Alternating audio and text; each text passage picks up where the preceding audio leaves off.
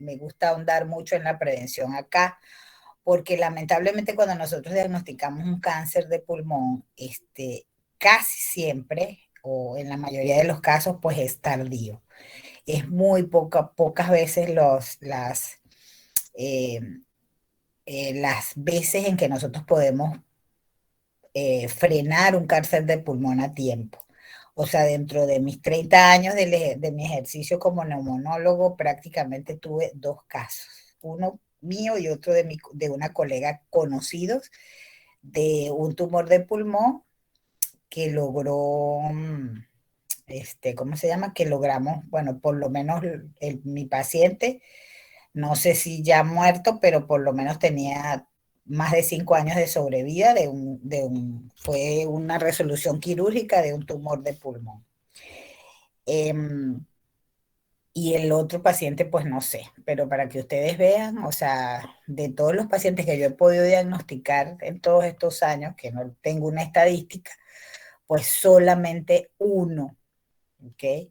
Y de hecho sé que tengo colegas con más de 10 años, por ejemplo, de ejercicio profesional o muy cerca de los míos, 10, 20 años, que no han tenido nunca ninguno. Por lo menos no un tumor que sea cero metástasis.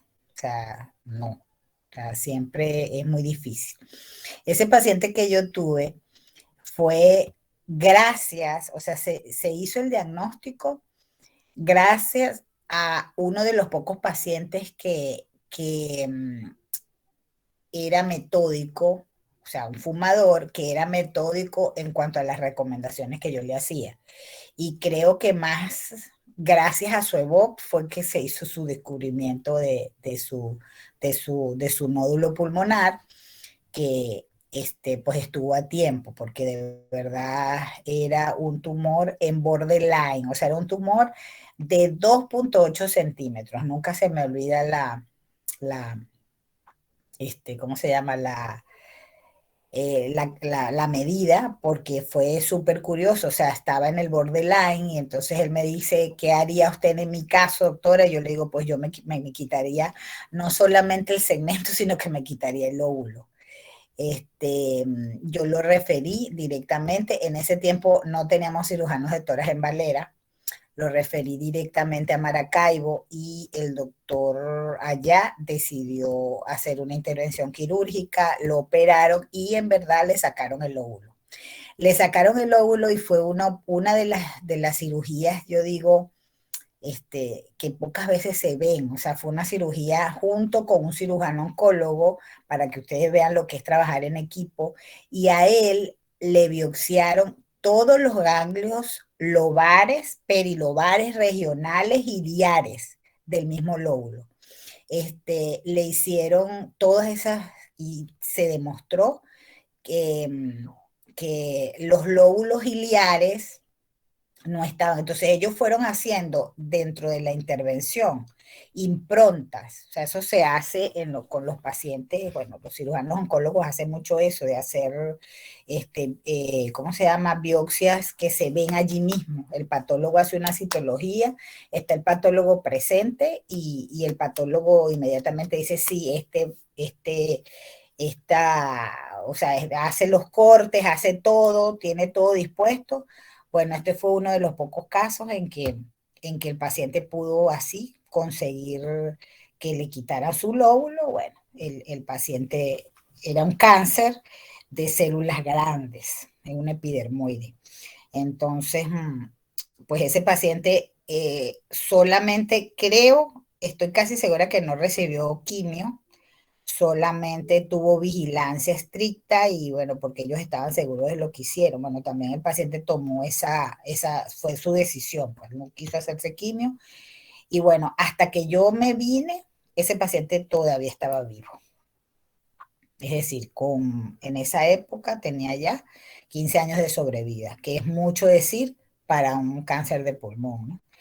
¿Y cómo es el diagnóstico? Mediante lo que yo, pues en verdad sí tenía una lámina y en verdad no sé qué la hice, de prevención. Es decir, todos los pacientes fumadores que tengan, es decir, todos los pacientes que sean fumadores, que lleguen a su consulta, es muy importante determinar el IPA.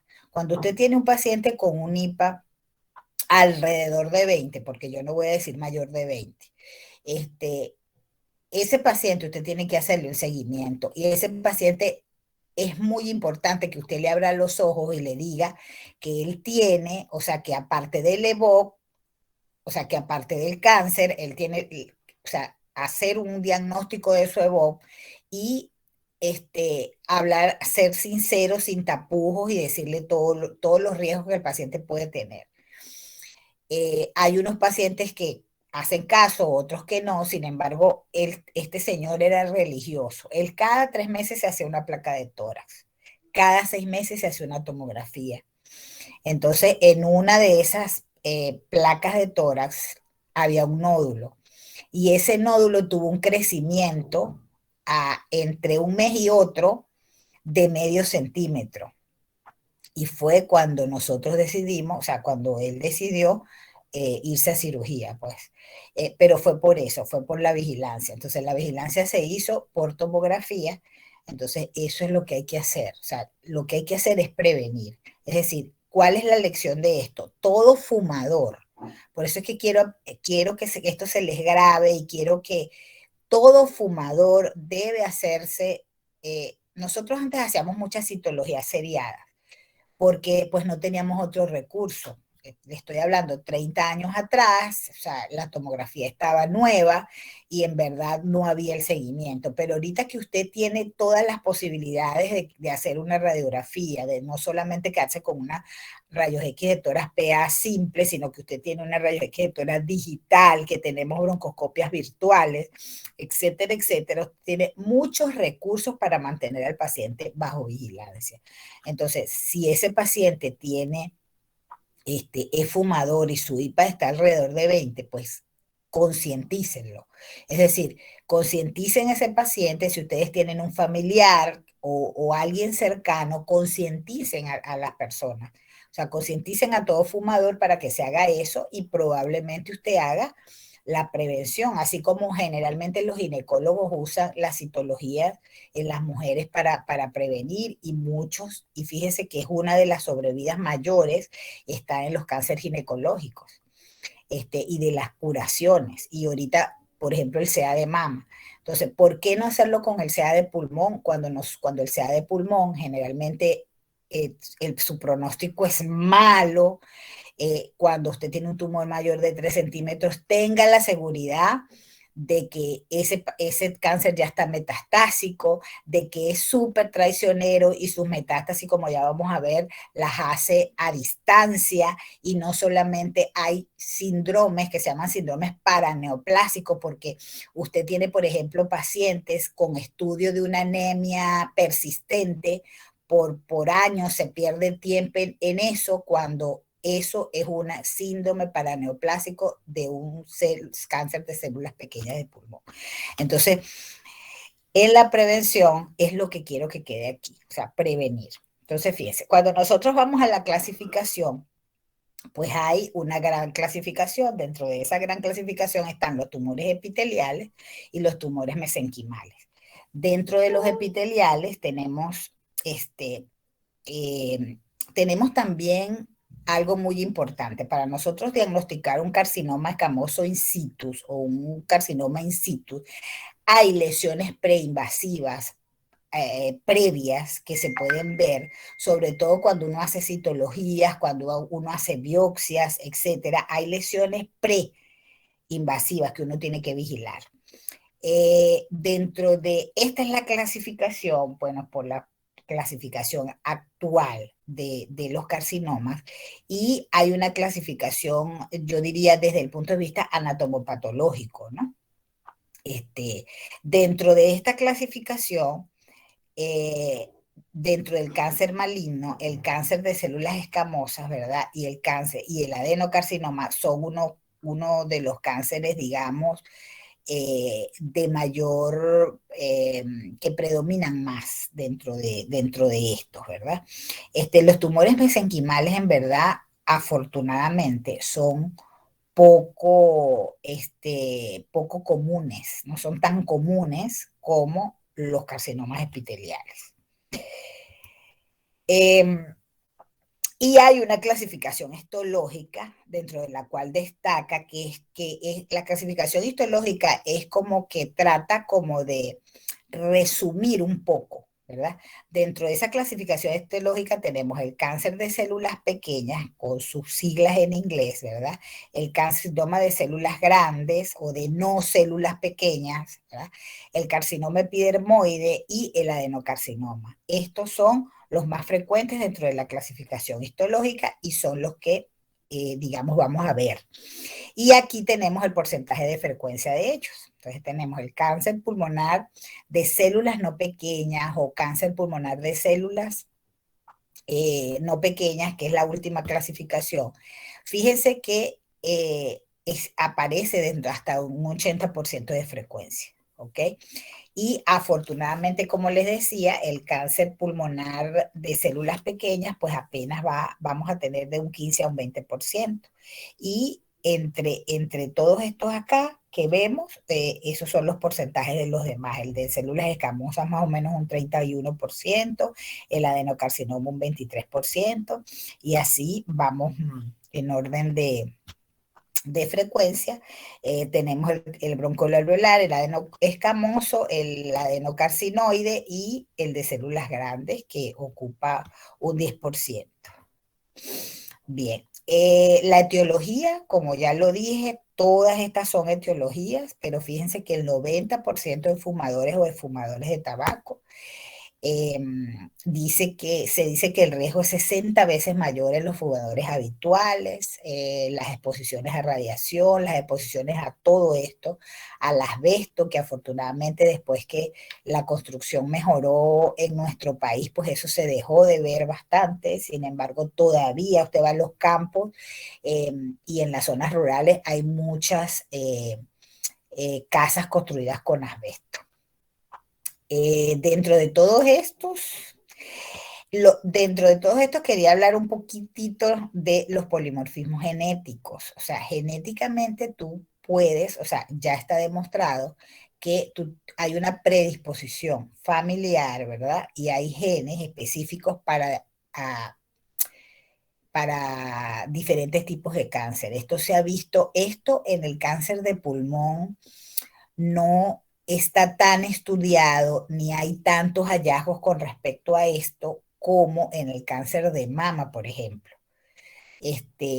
Pero sí existe, o sea, usted sabe que hay un examen específico para el cáncer de mama donde usted puede hacer una determinación genética de cuánta probabilidad tiene usted para padecer del cáncer de mama.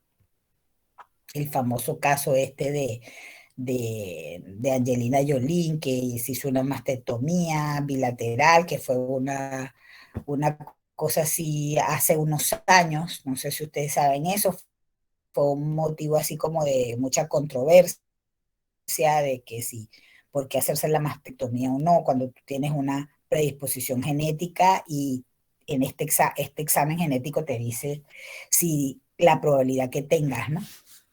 Bien, entonces existen diferencias histológicas y es la única forma, bueno, no la única, pero es, digamos, la forma principal de uno establecer diferencias entre el carcinoma de células pequeñas y el de no células pequeñas. Entonces, hay muchas características histológicas específicamente como tienen escaso citoplasma, núcleos pequeños, comparado con abundante citoplasma y núcleos pleomórficos. Y fíjese que existe una gran diferencia histológica, por eso es que ellos están muy bien diferenciados, tanto el uno como el otro, ¿verdad? En el cáncer pulmonar de células pequeñas es el que tiene, fíjese, mayor capacidad de metástasis. Generalmente está propagado al momento de su hallazgo y tiene estas combinaciones. Está el de células en ADN, el mixto o el combinado. Es muy importante determinar, ¿verdad?, la variedad del cáncer, porque actualmente la quimioterapia de estos cánceres va relacionada con ¿cómo se llama? Es decir, existen drogas específicas para cada tipo de histología de cada cáncer, ¿verdad? Y ellos muy precozmente te invaden mediastino y cerebro, lo contrario al carcinoma de células no pequeñas, cuyo metástasis más frecuente es, por supuesto, a ganglios biliares, pero es más frecuente en las metástasis a pleura, con manifestación de derrame pleural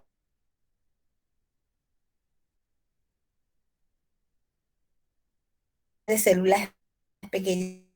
Y esto uno se lo estudie así de esta forma, o sea, como haciendo un diagnóstico diferencial o haciendo las diferencias entre ellos, es más fácil que uno pueda memorizar, porque en cáncer por ahí hay muchas cosas que memorizar.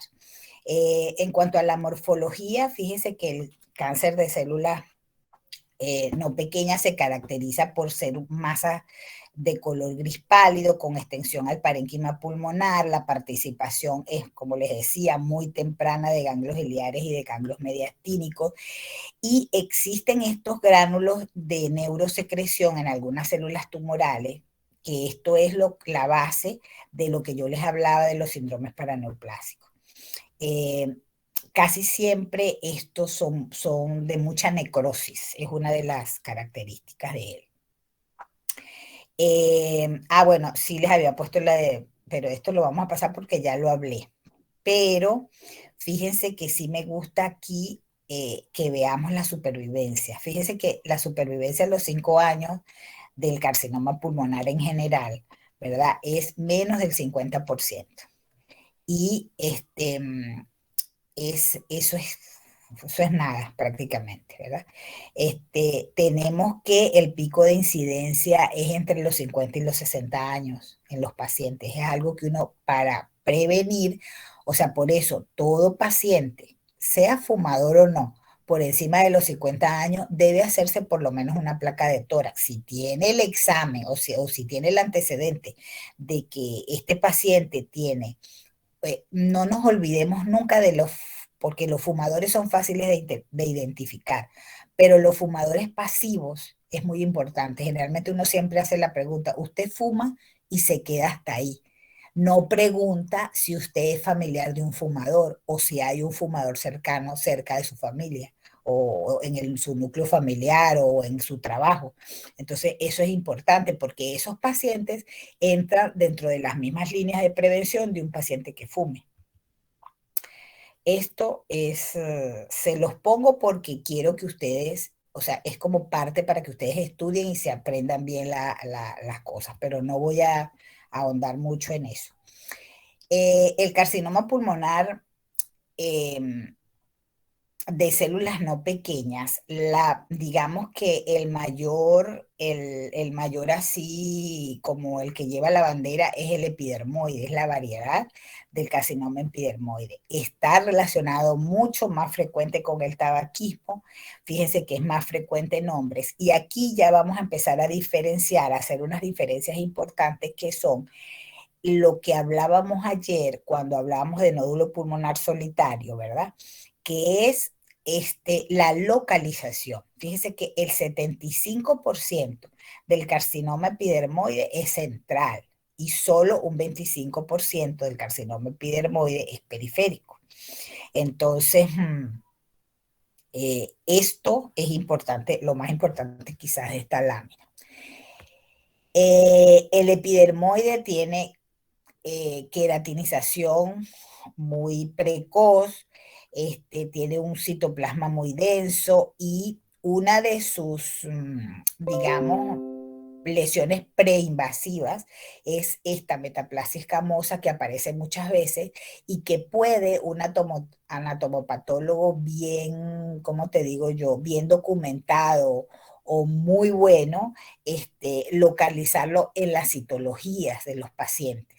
Por eso es que yo, a pesar de todo lo que ha avanzado el laboratorio, todas las pruebas de laboratorio que tenemos ahora disponibles, creo que las citologías siguen siendo un gran recurso, la citología de esputo, porque una buena citología de esputo con un buen observador nos puede ayudar muchísimo. ¿Okay? Y estas son las lesiones preneoplásicas, que son la metaplasia de células escamosas, es lo que le puede dar o es el informe que le puede llegar a usted de una pieza o de un laboratorio, o inclusive, por ejemplo, la metaplasia de células escamosas, si usted tiene un buen esputo y un buen análisis citológico de ese esputo, puede aparecer metaplasia de células escamosas, hiperplasia epitelial. Ya el carcinoma in situ sí requeriría de una pieza de biopsia, y el carcinoma infiltrante pues ya es de la pieza de biopsia. Esta es lo que usted ve macroscópicamente en un cáncer, en un paciente, eh, en una pieza pues directa. Tenemos que la evolución de esto, el epidermoide suele cavitarse. Muchas veces uno consigue simplemente una neumonía cavitada, que muchas veces podemos confundir con un absceso, ¿verdad? O con una caverna axedada, dependiendo, se nos pierda ahí un poco quizá, y tendríamos que hacer diagnóstico diferencial con otras enfermedades. Pero fíjense, es lo que yo siempre digo, en toda hemoptisis que nosotros no le consigamos un nombre y un apellido infeccioso para justificarla, siempre tenemos nosotros que pensar en un cáncer, ¿ok? Es el con mayor frecuencia se accesifica, se disemina regularmente por vía linfática, rara vez produce metástasis a distancia, ¿verdad? Y fíjense que es uno de los, dentro de lo malo, diríamos que el 85% hay sobrevida a los 5 años tras una recepción de este tipo de cáncer. Ajá. Ahora el adenocarcinoma, vemos que es más frecuente en mujeres, y fíjense que es el cáncer, diríamos, de las fumadoras pasivas, o sea, o de las fumadoras pasivas, o sea, generalmente tiende a metastizar muy, muy a distancia, siempre por vía hemática, casi siempre sus presentaciones es cerebro y hígado. Es muy típica aquella mujer más o menos de mediana edad, de 50, 60 años, ¿verdad? Que debuta con un síndrome convulsivo, por ejemplo, y resulta que lo, se hace, lo que se descubre, o su primer síntoma es de la metástasis de cerebro que tenga esa paciente, pero que finalmente viene siendo un cáncer de pulmón. Entonces, fíjese, yo tuve una paciente que me hizo así precisamente, una paciente de mediana edad que debutó con una convulsión.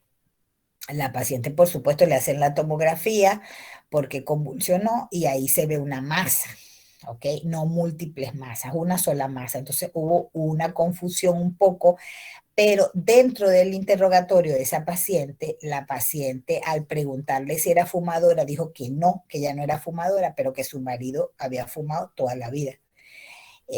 A raíz de eso, nosotros mandamos a hacer una rayos X de tórax, y en la rayos X de tórax había un tumor, ¿verdad? Que era un nódulo en lóbulo medio, que no era mayor de 3 centímetros. Era de 3 centímetros y piquitito, o sea, era un nódulito.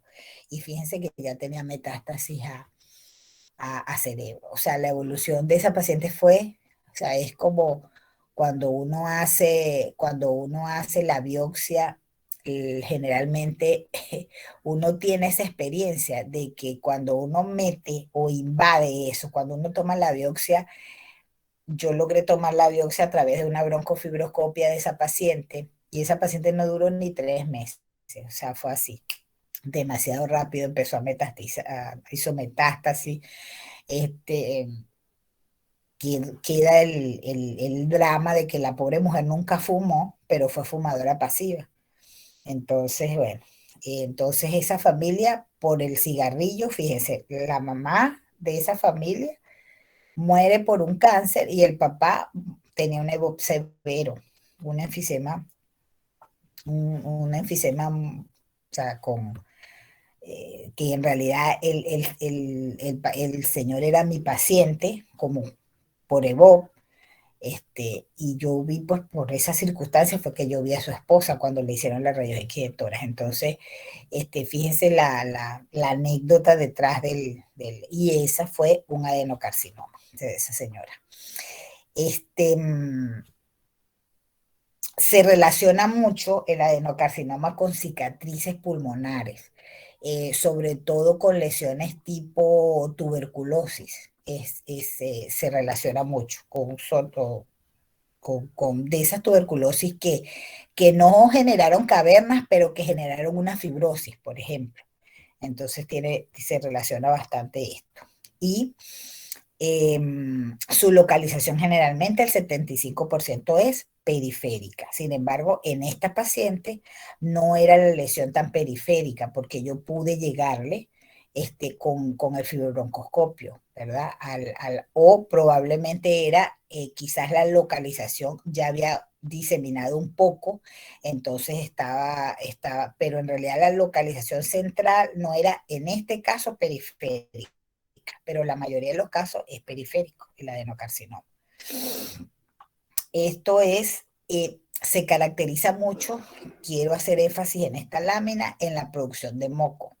O sea, generalmente la tos del fumador es la tos es no productiva. De hecho, es la típica tos del fumador, no es productiva. Sin embargo, cuando un paciente, por ejemplo, comienza a hacer estas características de que él no expectoraba y de repente empieza a hacer producción de esputo. Claro, lo primero que usted tiene que pensar en un paciente que probablemente sea un EBOT, ¿verdad? Porque fue un fumador y es un paciente EBOT, si usted descarta una infección o una reagudización de ese EBOT, ¿verdad? Pero la producción de esputo eh, es, comienza a ser productiva. O sea, el esputo comienza a ser, o la tos comienza a ser productiva. Eso no encaja dentro del comportamiento. Entonces, todo lo que usted vea que se sale del patrón de lo que debería ser o de lo que ese paciente era, ¿verdad? Entonces usted tiene que hacer esa sospecha. Entonces, por eso, yo generalmente siempre tengo la particularidad, claro, ahorita tengo la tomografía, pero por eso es que le digo que ayuda la citología. Cuando usted mande a hacer una muestra de esputo, usted manda a pedir a ese paciente una muestra de esputo y ese paciente recolecta una muestra de esputo, haga todo. O sea, no sea selectivo. Cuando usted obtiene una muestra, esa muestra analícela para todo. A todo esputo que usted recolecte, mándele a hacer gran BK cultivo y si ese paciente es fumador o es un fumador pasivo o es un enfumador, usted pídale una citología porque de la misma muestra usted puede sacar todo. De la misma muestra. Entonces, esas muestras que usted toma de esputo, aprovéchelas y hágale todo lo que pueda. Es lo mismo que cuando usted como yo les decía en tuberculosis, si usted va a hacer un BK, haga también, cultive ese BK del mismo esputo. Aproveche todos los esputos que ese paciente produzca, porque muchas veces el paciente no expectora y resulta que logra tener 2 días de buena expectoración y después el paciente no expectora más. Entonces usted ha dejado pasar una oportunidad de hacer un diagnóstico de forma no invasiva, ¿ok? Y tiene que llegar más bien a métodos invasivos y a eso es lo que uno no debe llegar. O sea, uno debe ir de lo simple a lo complejo generalmente. Esto es la característica anatomopatológica del adenocarcinoma. Aquí no es mucho lo que podamos, esto es más láminas allí. Ok, el carcinoma bronquiolo-alveolar, como veíamos antes en la laminita que les mostré, no ocupa un gran porcentaje, ¿verdad? Sin embargo, es uno de los carcinomas que yo le digo más maquiavélicos que existen. Es muy agresivo el bronquiolo-alveolar. Generalmente se clasifica según su localización. Ellos pueden ser intraparenquimatosos, parietales, pericárdico, apicales y diafragmáticos. Es también más frecuente en mujeres. Y fíjese que es el carcinoma de los fumadores pasivos. El 30% de estos pacientes que se hace un diagnóstico de carcinoma bronquiolioalveolar, no ha fumado. Esto es en cuanto a su morfología, una característica morfológica que él tiene, que pueden ser productores de moco como no productores de moco, o sea, no sé, no, y generalmente ¿cómo le digo yo? Él lo engaña a uno en su forma de presentación, porque muchas veces puede ser un nódulo único, pero puede ser también múltiples nódulos, que es en realidad por lo que se caracteriza el bronquiolo alveolar. Esta es su característica en cuanto a anatomía patológica. Bien, finalmente el 10% de los casos o de los diagnósticos se trata del carcinoma de células grandes, ¿verdad? Este carcinoma de células grandes, fíjense que él puede ser tanto periférico como central y hay ciertos tipos de ellos dentro del cual el carcinoma de células gigantes es el que predomina dentro de su variedad. Son células grandes poligonales, muy fácil de identificar para el patólogo, y eso más que todo.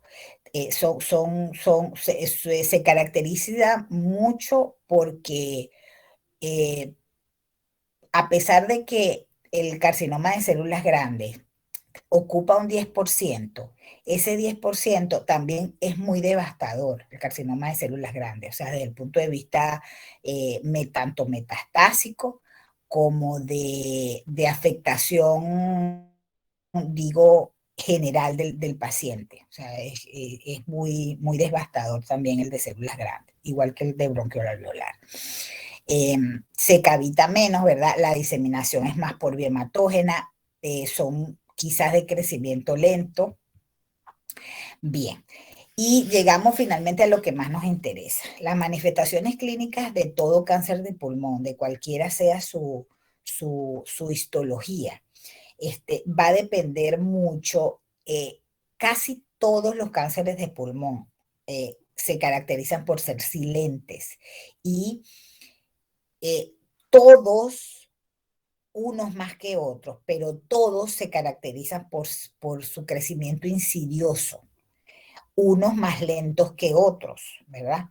Pero generalmente son, o sea, el de crecimiento lento local, por ejemplo, como el de células pequeñas, pero metastiza muy precozmente. Entonces, no hay ventajas en cuanto a que aunque sean silentes, o sea, sino más bien para nosotros es una desventaja. O sea, ese silencio suele generalmente manifestarse en que no da una manifestación clínica hasta que ya ha tenido metástasis, bien sea regionales y van a depender de qué, van a depender de su crecimiento y van a depender de su localización. Fíjese, si nosotros tenemos una localización central, cuando yo me refiero a central, es central, se refiere al centro de la cavidad del tórax. Entonces va a tener mucho que ver, ¿verdad? Con manifestaciones de los órganos adyacentes, tanto por compresión como porque muchas veces es decir, fíjense, si es una localización central, quiere decir que si tienen tos y expectoran, va a haber más hemoptisis o la hemoptisis va a ser de aparición más precoz porque va a estar cerca de los bronquios grandes, ¿ok? Si es más periférico, las lesiones van a ser más, por ejemplo, generalmente a la periferia se identifica con más cerca de la pleura. Entonces va a haber mucha pleuritis, dolor tipo pleurítico, tos no productiva, ¿ok? Y cuando aparece, por ejemplo, dolor torácico es por eso, disfonía por compresión. Compresión cuando nosotros tenemos que si ha hecho metástasis iliares, tanto el mismo tumor como el crecimiento que produce de los ilios te produce generalmente compresión de las estructuras que tengan adyacentes, ¿ok? Y de eso se trata, por ejemplo, cuando nosotros hay manifestaciones del cáncer de los vértices que se manifiestan mucho por un síndrome de vena cava superior. Es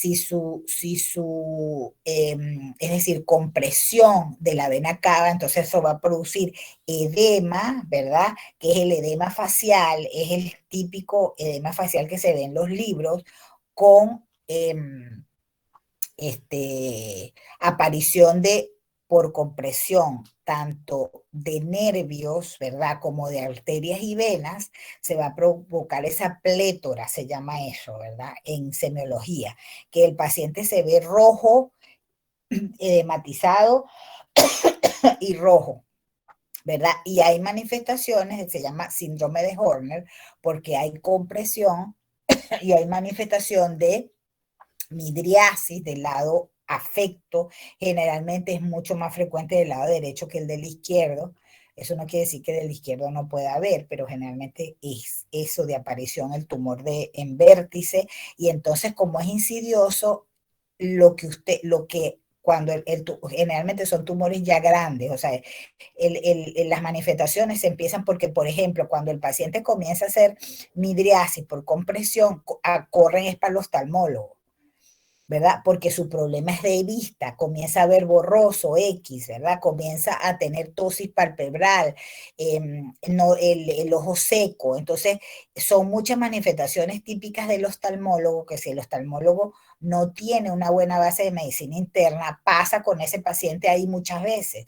Entonces, cuando usted tiene una patología que es bilateral, perdón, tiene mucho que ver que sea unilateral, entonces usted tiene que pensar en eso. Muchas veces la única manifestación del síndrome de vena cava superior es primero por compresión nerviosa.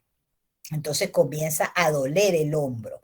Entonces es un dolor de hombro. Entonces, ¿para dónde acude el paciente? Para el traumatólogo porque le duele el hombro.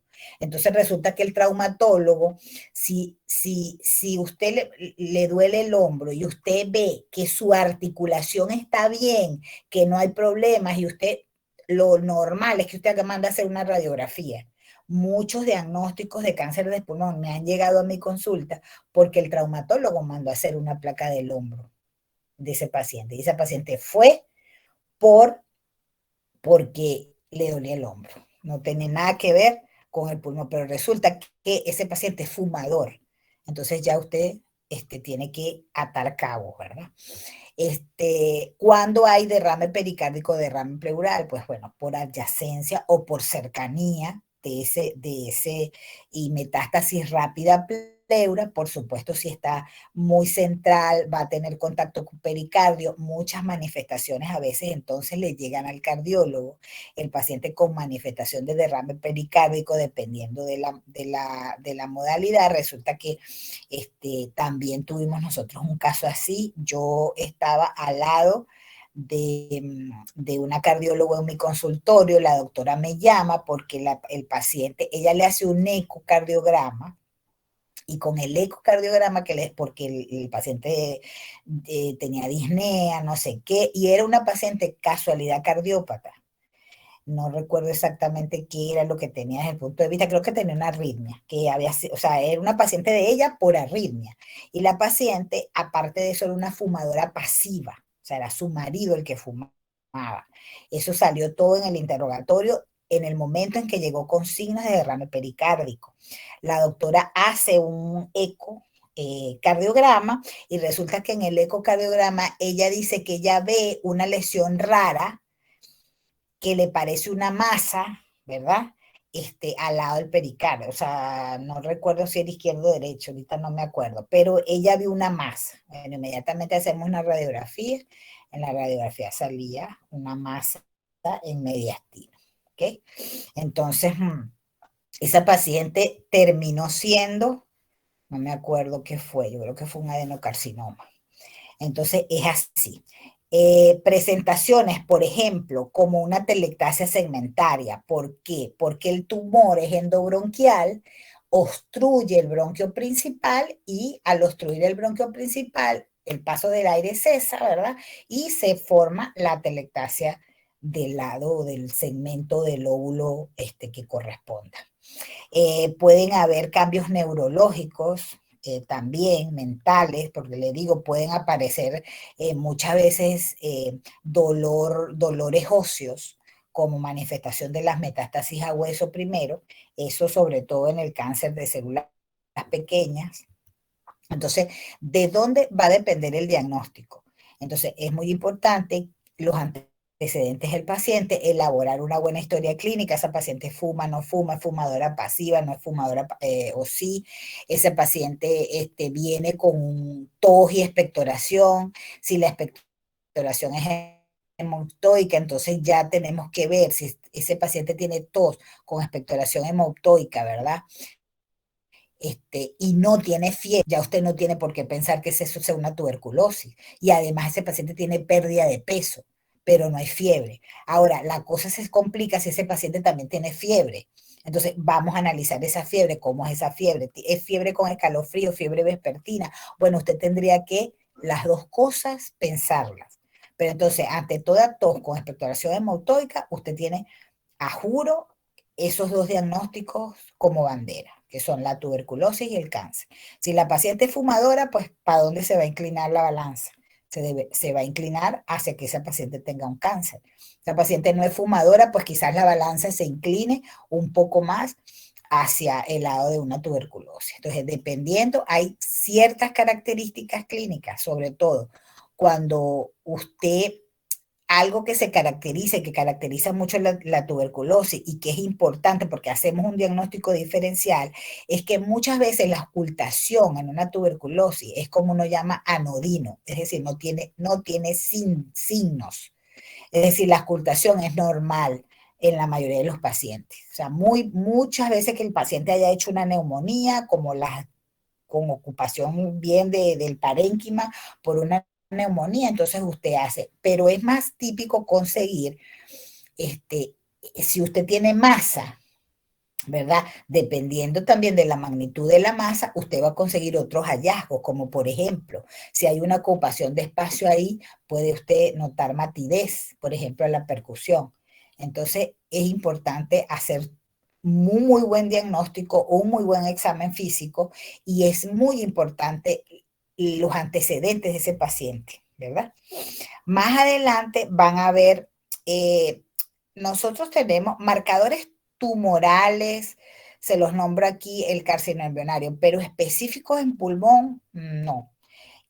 Nosotros hacemos, sí hay muchos avances en el cáncer de pulmón y en todo tipo de cáncer cuando usted hace lo que se hace actualmente, ¿verdad? Dentro, que es la inmunohistoquímica. Ahorita se hace esa pieza de biopsia, se hace digamos, el estudio genético de las células y a través de eso usted logra identificar, se hace un nuevo examen, digamos, mucho más elaborado y mucho más específico para usted detectar el tipo de carcinoma que es. O sea, es muy importante llegar al diagnóstico específico histológico, porque es la forma en que el tratamiento puede ser exitoso o no.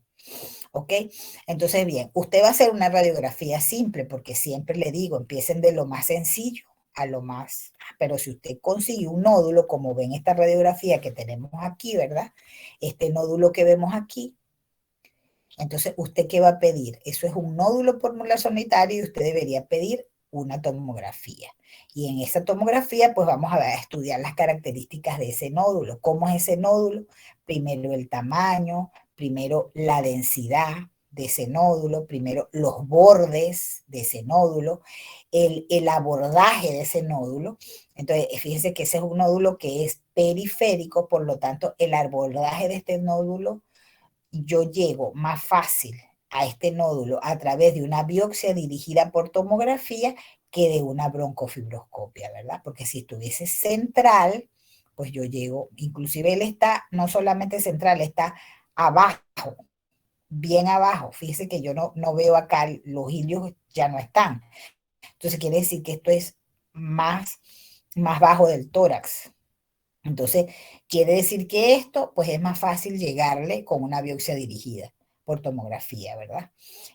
Si esto tuviese un componente pleural, ¿verdad? Estaría más indicado hacer una videotoracoscopia, porque a través de la toracoscopia yo voy a hacer la biopsia de pleura, voy a mirar la pleura, el estado de la pleura, tanto macroscópico me va a permitir tomar una biopsia de la pleura y a su vez voy a tener acceso a este nódulo para biopsiarlo, ¿verdad? Entonces, finalmente, ¿quién nos da a nosotros el diagnóstico definitivo de un cáncer de pulmón? Pues la biopsia, ¿verdad? Y la anatomía patológica.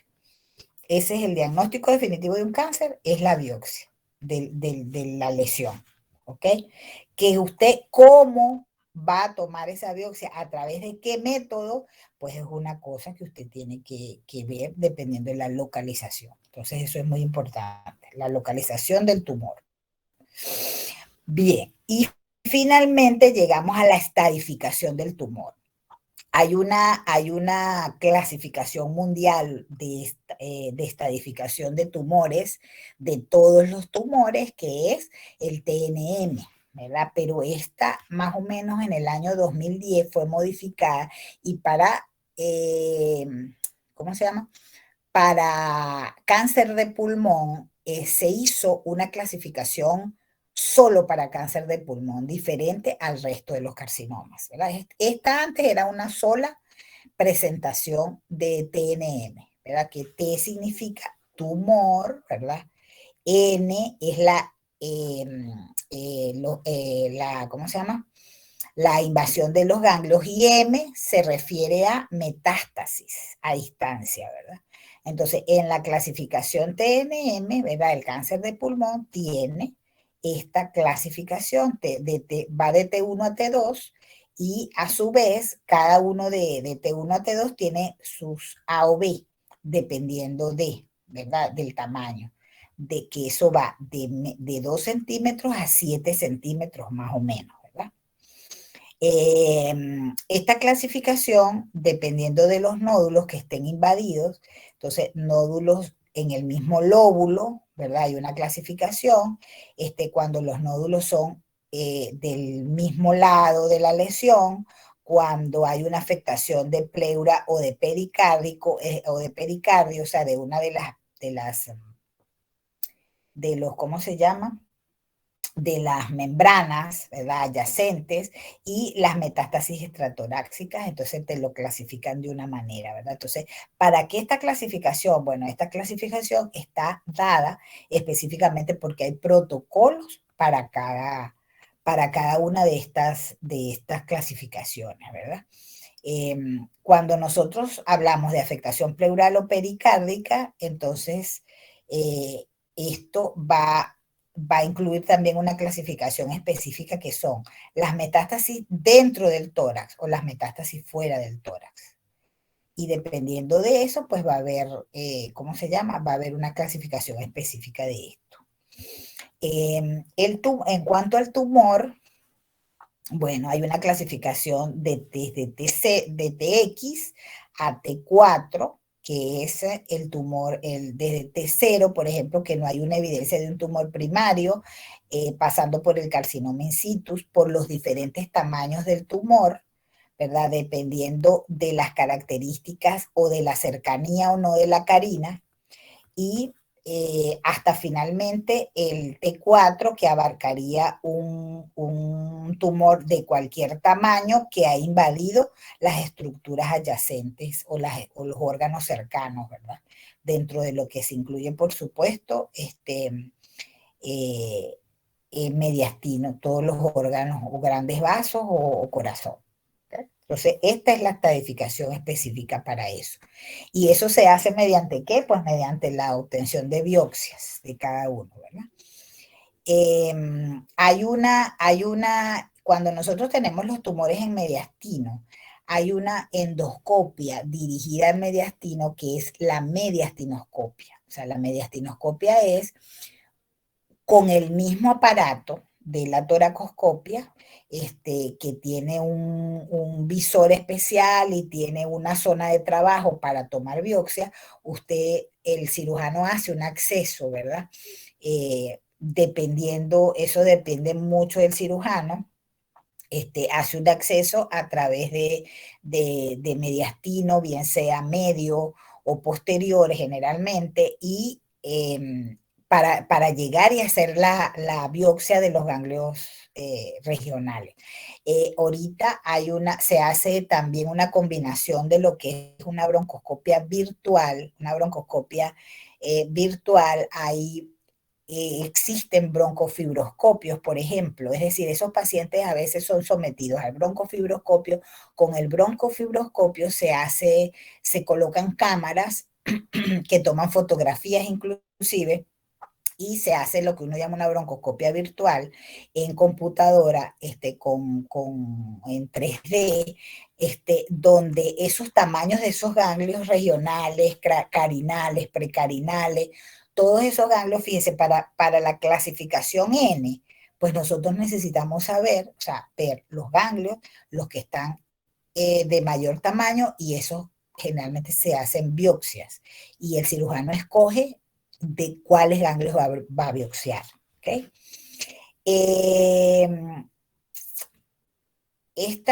Entonces hay una estadificación para ganglios linfáticos regionales y una estadificación para metástasis a distancia. Finalmente, entonces agrupamos dependiendo de los estadios, ¿verdad? Hay un estadio que va desde el 3A, estadio 2A y 2A, que dependiendo del tumor van estadios, ¿verdad? Desde estadio 1, 2, 3, y a su vez aquí les puse la nueva clasificación es de los de 3B, estadio que antes eran solamente estadio B, estadio 3, ahorita son 3B, son 3A, 2B, 2A, ¿ok? Dependiendo de las metas, sobre todo de los ganglios regionales, de la afectación de ganglios regionales. Bien, finalmente el pronóstico, lo que ya se los venía repitiendo. O sea, generalmente el pronóstico, pues de ninguno es bueno.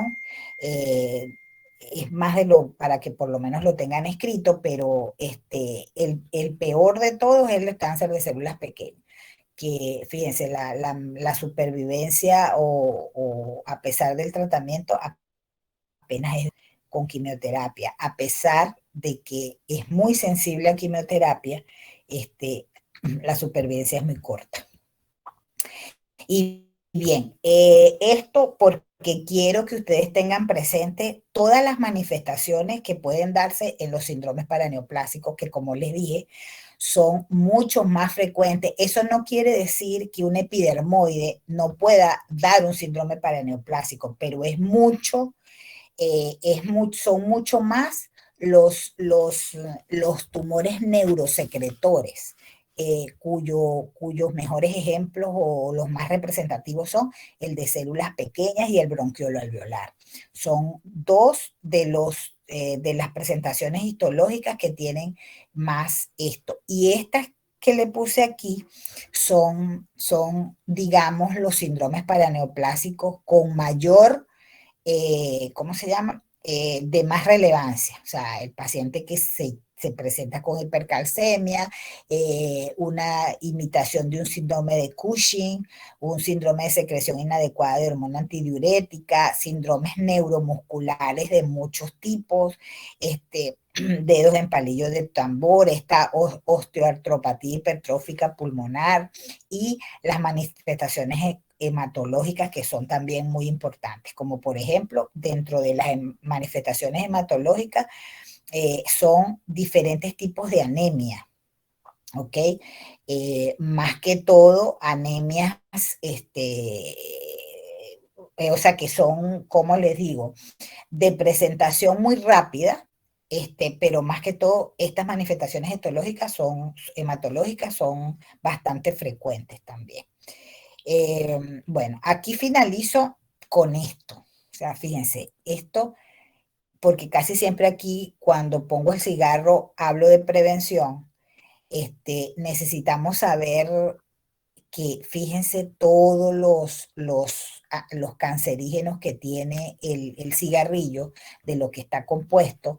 Entonces, eh, ya les hablé bastante de prevención, no voy a caer de nuevo en el tema, pero porque siempre pongo esta, porque al final, o sea, quiero terminar siempre mi clase diciendo que el mejor tratamiento del cáncer pues es la prevención. Entonces, y la mejor prevención es desde mucho antes, o sea, desde el tabaco. Es decir, si el paciente no fuma, pues va a tener menos riesgo, porque si el paciente fuma y además tiene una predisposición genética al cáncer, pues yo creo que no debería ser, pero bueno, nosotros así somos los humanos. Generalmente el cigarrillo sigue siendo, a pesar de todas las advertencias, de todas las luchas que se han logrado en cuanto a la ley antitabáquica en la mayoría de los países, sigue siendo un enemigo y sigue siendo un asesino. ¿Ok? Bueno, chicos, yo creo que esto es toda la clase. Si tienen alguna pregunta, y si no, Doctora, no yo falta. tengo ¿de casualidad existe como algún tipo de evidencia que muestre diferencias entre la evolución de el cáncer en un paciente que fue fumador y un paciente que es fumador pasivo? No, Es igual. es igualito. O sea, un fumador pasivo es exactamente, tiene el mismo riesgo. O sea, eso es evidencia de que tienen el mismo riesgo. No, pero de riesgo no, yo digo de evolución, pues, o sea, que puedan ir a una metástasis en dado caso. O sea, diferencia en cuanto a la evolución del cáncer. Ujú. No, Exacto. no, eso no hay diferencia. O sea, tú tienes un tipo histológico, o sea, tú tienes un cáncer y tienes un cáncer, la evolución va a ser la misma. La evolución Mm. no depende, o sea, ¿de qué depende el antecedente? ¿O de qué depende de que si ese paciente, claro, o sea, hay cánceres o hay tipos histológicos que son más frecuentes si el paciente es fumador o no, ¿ok? Como por ejemplo, se ven más adenocarcinomas en las mujeres no fumadoras o en las fumadoras pasivas. Este, pero la evolución en sí de si es un adenocarcinoma va a ser la misma. O sea, no tiene nada que ver. Mm. Bueno, entonces muchachos, si no hay más preguntas, nos falta entonces el lunes podemos ver micosis y el martes terminaríamos con enfermedades intersticiales. ¿Ok? Que es que Ok. la enfermedad intersticial es una clase que a mí no me gusta porque es muy aburrida, pero bueno, hay que darla. Entonces, este, eh, y más nada, y Ok. terminaríamos. ¿Ok? Bueno, chicos, que tenga feliz noche. Gracias, doctora. Igualmente para Gracias a ustedes, doctora. ustedes. Gracias.